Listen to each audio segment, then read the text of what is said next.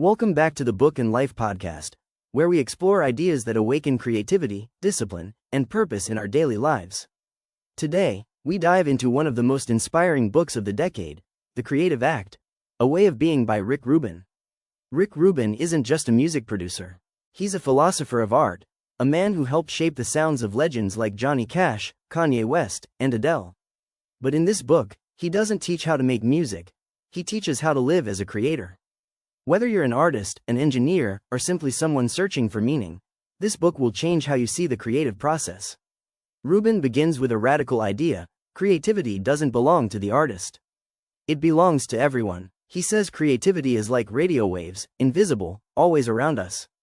The artist is simply a receiver. Our job is to tune in. Rubin calls this the source. When we're calm, open, and curious, we connect to it. When we're stressed, ego-driven, or fearful, we lose the signal.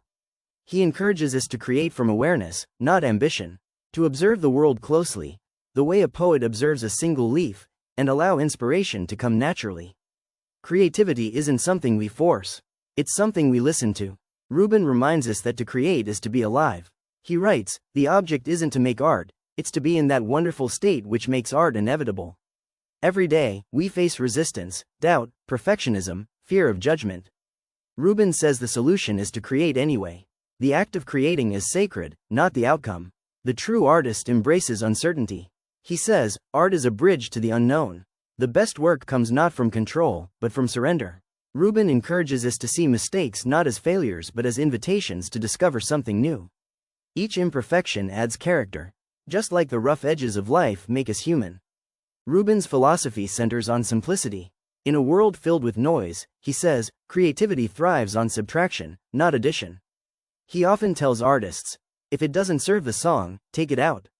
This isn't just advice for musicians. It's wisdom for life. Simplify your environment, your process, your thoughts, and creativity flows naturally.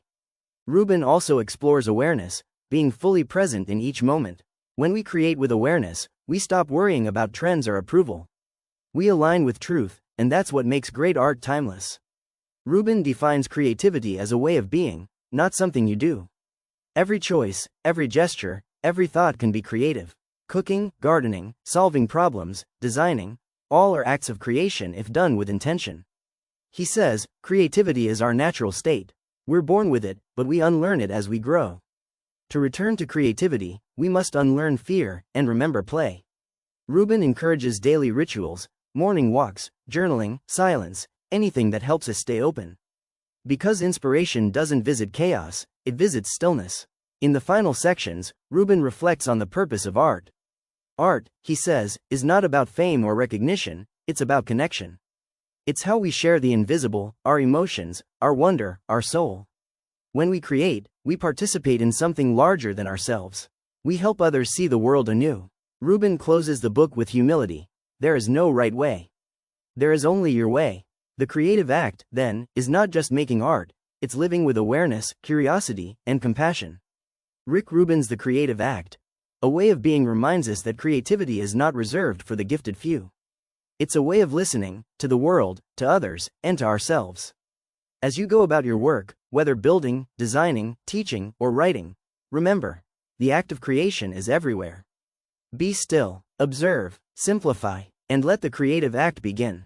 If you enjoyed this episode, share it with someone who's searching for inspiration.